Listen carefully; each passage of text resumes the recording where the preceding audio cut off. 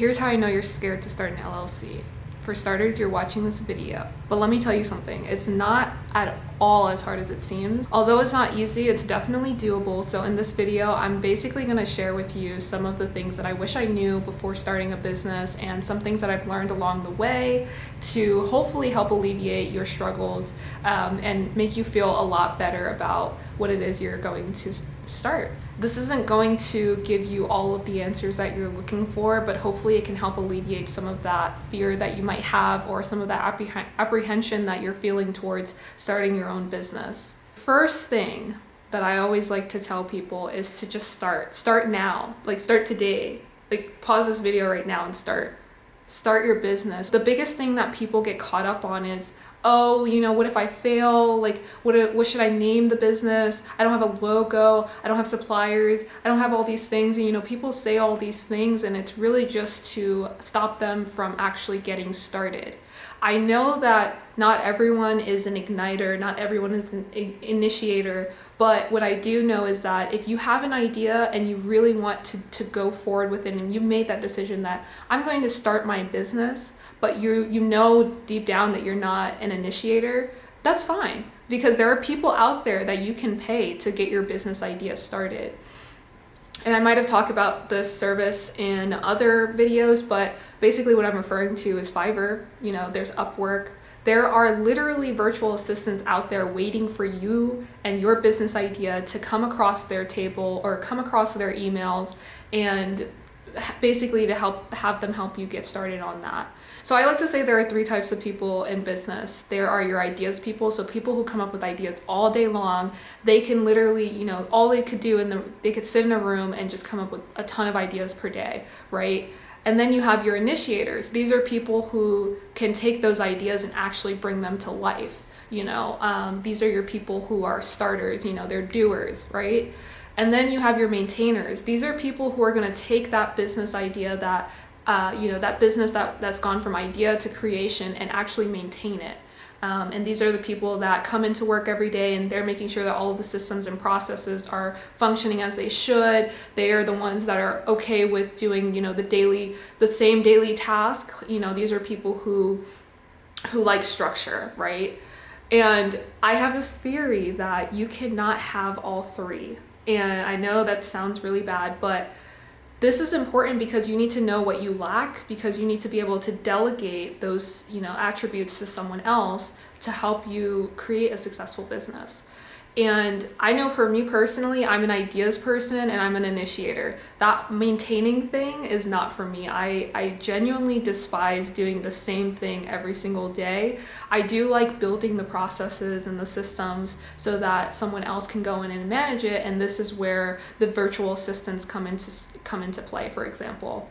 So that is tip number 1, is just to start, decide on, take a few personality tests if you need to, figure out what type of person you are. If you've never had a business before, this may be a little difficult, but to be honest, you can do it without having that under your belt. Basically, you just need to know yourself and know what it would take for you to start this business and what you lack. So that way you can go out and find that missing piece and feel comfortable with moving forward with all the pieces that you need. Next tip I'll share with you that I think is so important when you're even thinking about starting a business is choosing the right partners.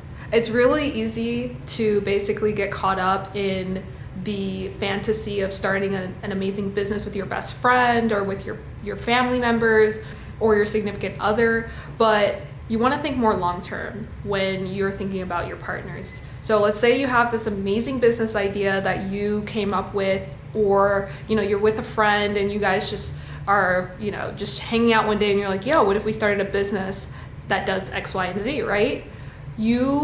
It's really easy to just run with that, and you get so excited and you're like, we're gonna file the LLC, we're gonna open a bank account, we're gonna create our logo, we're gonna start our Instagram account, we're gonna get this up and running, right? And then a few months down the line, you guys start making beaucoup dinero, right? You make a lot of money, and this is just one example of how choosing the right partners could be so beneficial for you down the line. Because let's say that you chose a partner, whether it was, your sibling, whether it was your best friend or your significant other, and they tend to change once the business starts growing. But there were signs previously, you know, before you all started this business that would have shown you how this person would have reacted in this specific situation. So for example, let's say you start a business with a friend who is notoriously known for having financial issues. You don't necessarily want to start a business with this person as much as you'd like to, because they're your best friend and you guys came up with this idea together, and you know, you guys were really excited about it in the beginning, but in the long run this could actually come back and bite you, and you know, bite you. And so you want to think of things like that. Similar with a significant other, you know, you've been with this person for so long and you guys come up with this amazing business idea. You want to make sure that you know that this person can help manage and run a business with you. Otherwise, it can become a huge headache down the line. And some ways that you can still do this without having to be like, no, bro, I can't start a business with you because, you know, you're financially unstable.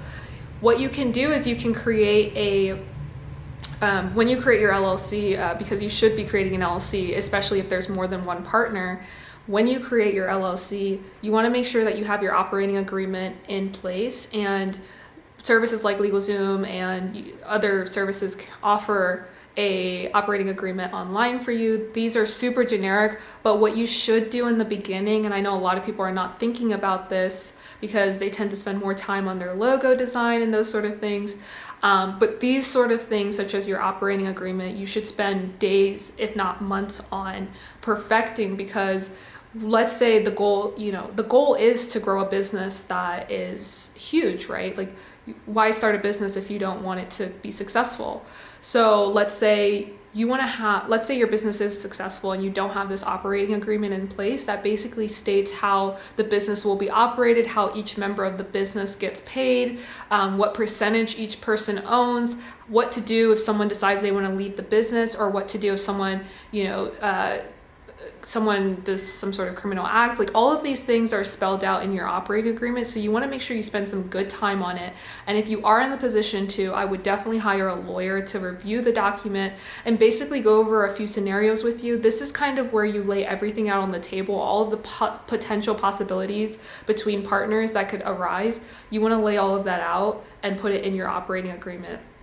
This will help you down the line. Let's say you do end up starting that business with your friend who is financially unstable and is known for that, and your business grows to be very successful, and they somehow, they take money from the business to try to help with their personal finances, and then it comes time to file taxes and your CPA is like, where did all this money go? And then you realize that your business partner has been, using the money to fund their life. This operating agreement will help you determine what you will do in that situation, because it could end up being something where the business partner is like, well, I thought I was allowed to do that based on our contract. I own 50% of everything, meaning I can send myself 50% of our funds if I want to, which is not the case at all.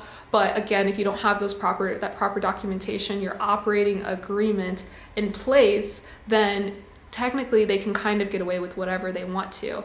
And it comes to a point where you've built this business and the person you thought was your partner ends up turning against you. And so now you guys have this conflict in the business, which will then cause the business to fail. So ultimately, you want to make sure you choose the right partners. And yes, I'm speaking from experience. So I have a lot to say about this topic. I'll probably do a separate video on my story alone, but I've been through it with so many different partners. I've had some really good ones and I've had some really terrible ones, but just make sure that if you are going to start this journey, make sure you start it with the right person. It's very similar to a marriage. And I was told this when I started my first business, that this is a marriage, and it is exactly that. You are creating this business, which I would like to compare to a baby, right? With this other person, and you need to know this other person. How are they as a parent, aka how are they as a business owner? You want to make sure you know all of this beforehand. You can't possibly know everything, but just making sure you have the proper documents in place for if anything were to occur down the line, because I have seen some beautiful success stories and businesses of people who may have, they just met each other and then the next day decided to start a business, that the chemistry was there and they knew they would make great business partners. But then you have other situations like, people have known each other for 10 years and then they start a business and then all of a sudden they lose not only their friendship but their business because they couldn't operate well together. So that is my second tip, is to make sure you choose your partners wisely, because it will make such a huge difference down the line.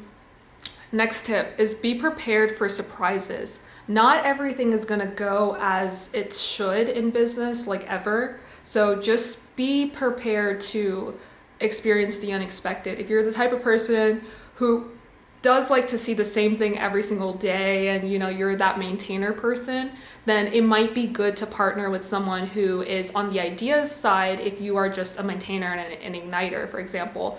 Because someone like this person who is really good at ideas, if a problem arises, they're always going to have a solution, and you always want someone like that on your team if that's not you yourself. So just understand things such as unexpected fees, taxes, lawyer fees, supplier fees, all of these things are going to come up. And yes, a lot of it is monetary, but a lot of it can also be legal. A lot of it can also be, any licenses that you might need to operate your business. You might experience a supplier just completely disappearing from you and you having to find a new one. You might experience, for example, if you're selling on Amazon FBA, which is how I got started, you might experience your product going down, and how do you fix this issue? You need to be prepared for things like this, because as a business owner, it is not for the weak, okay? And what I mean is that you need to be prepared to put out a lot of fires. And just know that it will only help build your experience as you go along. So in the moment, yes, a fire might seem like the end of the world, but once you've resolved it, you can move on from it. And should it arise in the future, you know exactly what to do to put it out. So expect the unexpected when you're starting your business. And lastly, I want to leave you with this tip, and I'm sure I'm going to have so many more to come, but never quit. That's the biggest thing is, there's a lot of quotes out there that's like, this entrepreneur went, started 100 businesses, but on the, all 99 of them failed, but the 100th business, was successful. I don't know what the exact quote is, but I truly believe in that. I feel like if you never quit, you will eventually reach that destination that you're trying to achieve. So never quit. And I can go on and on about why I believe in that so much. But as an entrepreneur, as a business owner, you want to make sure that you have that endurance and you believe in yourself enough, because no one else is going to do it for you. Just keep that in mind. I hope this video was helpful to you all. Please let me know down below if there are any other tips or questions that you have regarding starting a business. Last thing I'll leave you with is just to get started.